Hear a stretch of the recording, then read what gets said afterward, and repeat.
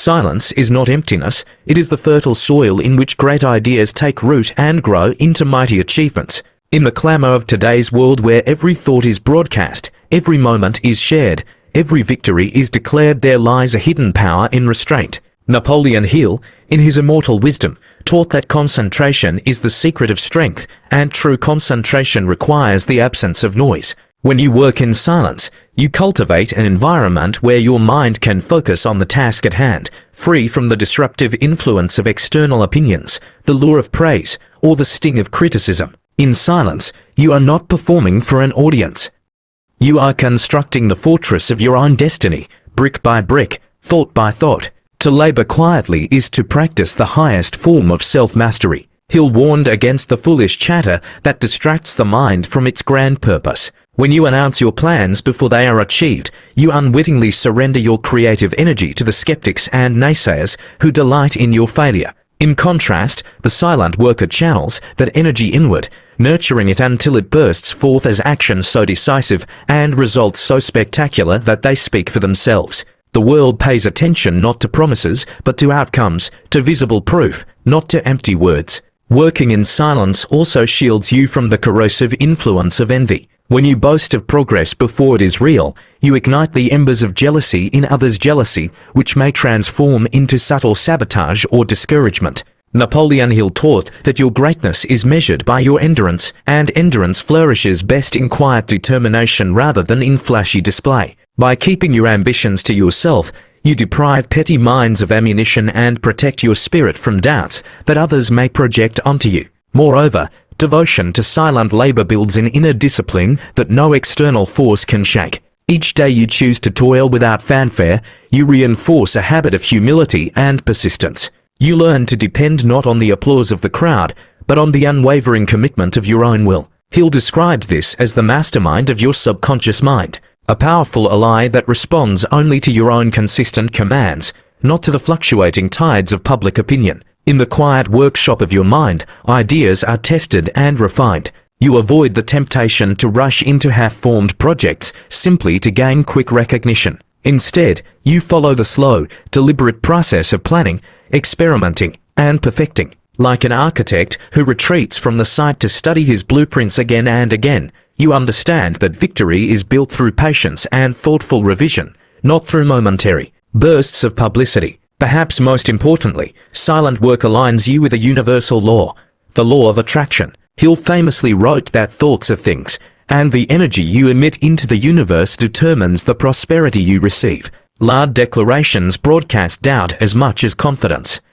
They reveal the inner struggle you may wish to conceal. In silence, you transmit a steady current of focused belief and unwavering purpose. That current draws to you the people, opportunities, and resources needed to transform your vision into reality. Finally, to work in silence is to honor the ancient truth that the greatest treasures are hidden away until the seeker proves worthy. You prove your worth not by telling the world what you will do, but by quietly doing it and letting the results emerge like a beacon illuminating the path for others. In this way, the silent worker becomes a living testament to Napoleon Hill's most profound insight. That success is not a matter of luck or circumstance, but of deliberate thought backed by unwavering faith and disciplined action. So embrace the solitude of your mission, let the clatter of social validation fall away. Cultivate the inner sanctum of your mind, where ideas grow strong, purposes are clarified, and character is forged. In that silence, you become a creator, and the world around you will one day marvel at the masterpiece you have built.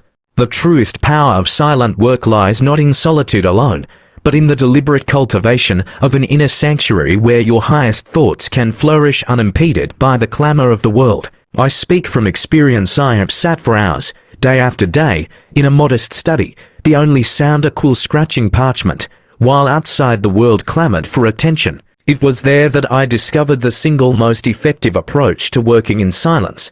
Treat your own mind as a sanctuary to be defended at all costs. To achieve this, you must first erect 3 bulwarks of protection: a physical environment optimized for focus, a mental discipline reinforced by unwavering habit, and a spiritual conviction drawn from a purpose larger than yourself.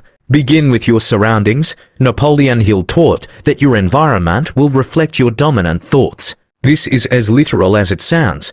If your desk is cluttered, your mind will mirror that chaos, so clear the space. Let only the tools essential to your work reside on your desk: paper, pen, or keyboard, perhaps a single token of inspiration, such as a well-worn copy of a book that fuels your ambition. Shut the door, dim or arrange the lighting so it is kind to the eyes and conducive to extended concentration. If noise is unavoidable, employ noise-cancelling headphones or a simple white noise machine. I recall the frustration of trying to craft an essay of deep meaning while street vendors below my window hawked their wares. It was only when I closed the window, drew the curtains, and committed to silence that I felt the words begin to form in a steady, unhurried flow. Next, impose a ritual to anchor your mind into this quiet space. Hill emphasized the power of habit, declaring even the most brilliant work must be done in a routine. Choose a fixed time each day, preferably early, when the mind's cup is full, and guard it with ferocity. Treat this appointment as sacred. Let nothing, not even an urgent message or an invitation to idle gossip, breach your commitment.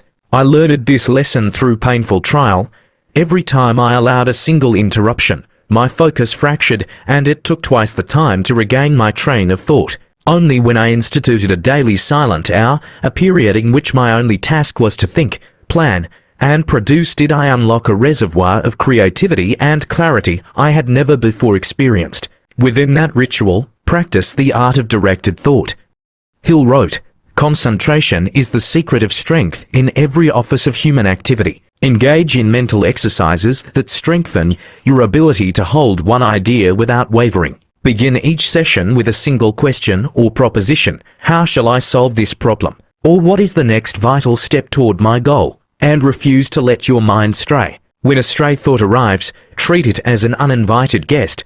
Acknowledge it briefly, then gently but firmly guide your attention back to the question at hand. Over time, this exercise builds mental muscle, and you will find yourself able to maintain deep focus for longer and longer stretches. Control your relationship with technology. In our age, the soft glow of screens and the siren call of notifications are the greatest thieves of silence. Hill, writing long before the internet, nevertheless warned against distractions in the mind that scoop away your power. I recommend an unyielding rule. During silent work, devices are off or out of reach. If you must consult a digital resource, schedule a brief, timed interval within the larger session and then return the device to its resting place as though it were poison. You will discover that the anxious itch to just check vanishes once you break its cycle. Another pillar of silent work is purposeful breathing. The body and mind are intertwined, and restlessness in one invites restlessness in the other. Before you begin each session, close your eyes and breathe slowly for 60 seconds for counts in, for counts hold, for counts out. Feel the tide of your breath carrying away tension and priming your mind for calm, concentrated labor. This simple ritual, practiced consistently, becomes a gateway to deeper levels of thought and shields you from the creeping unease that arises when we push ourselves to create without pausing to center our being. I have found that a daily record of progress, no matter how small, serves as both anchor and compass. In a slender notebook by my side, I note the outcome of each silent session. Key insights discovered, word counts achieved, solutions formulated. This practice does more than track productivity.